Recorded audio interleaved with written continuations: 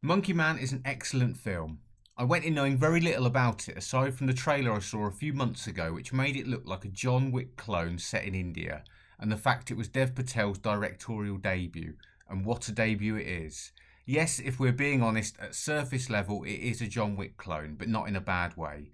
The well fleshed out story, stunning setting, and slick production quality made me come away viewing it as more being inspired by John Wick rather than a lazy knockoff.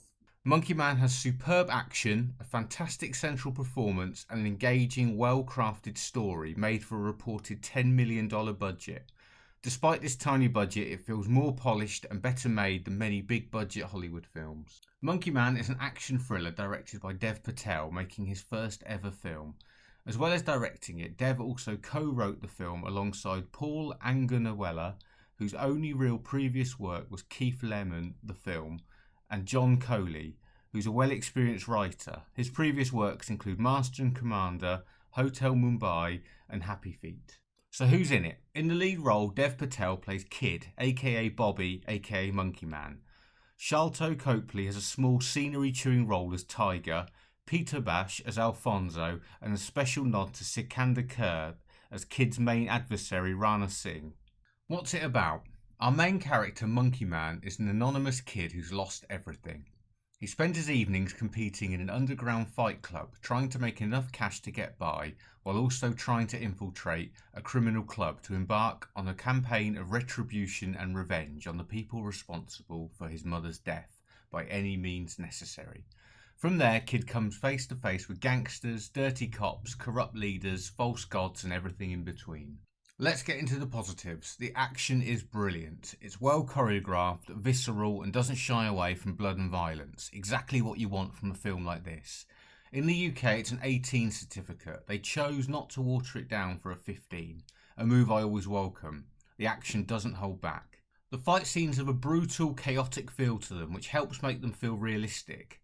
Kid's character isn't a trained killer like, say, John Wick, so it really helps feel believable when the fights are deliberately messy in places.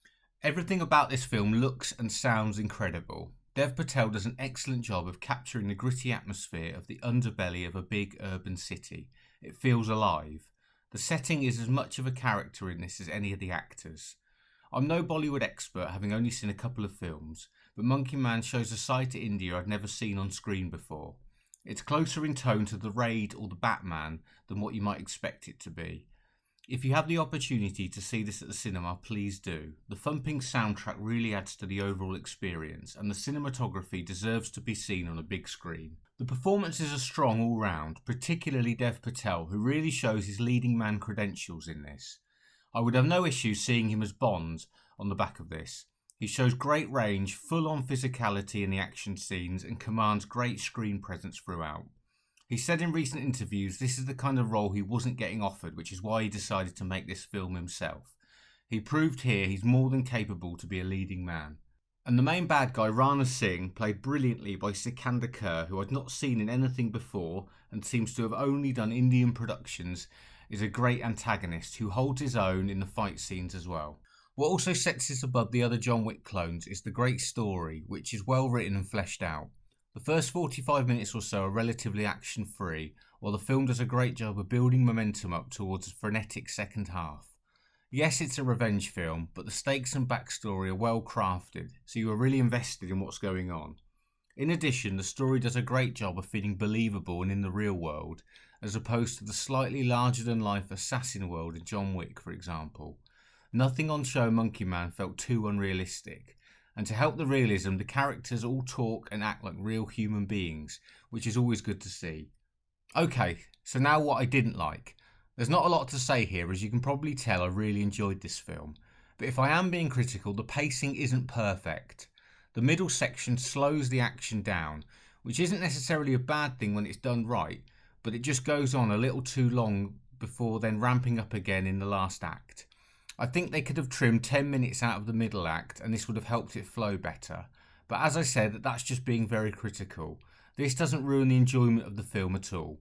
It's still very good, and this section serves a purpose, so it doesn't feel out of place. And finally, this is a negative and a positive in one. Compared to the grounded realism for 75% of the film, the last section goes a little crazy in terms of the action.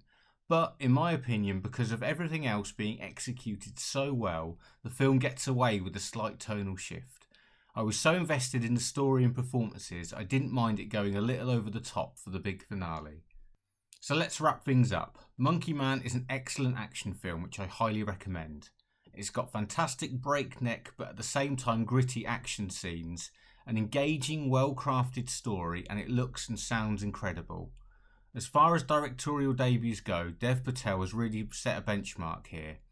I'm very much looking forward to seeing what he does next. If you like John Wick, The Raid, or just some good, unadulterated action, then this film is very much for you. Thanks for watching. If you've made it this far, please remember to like and subscribe. It would be really appreciated.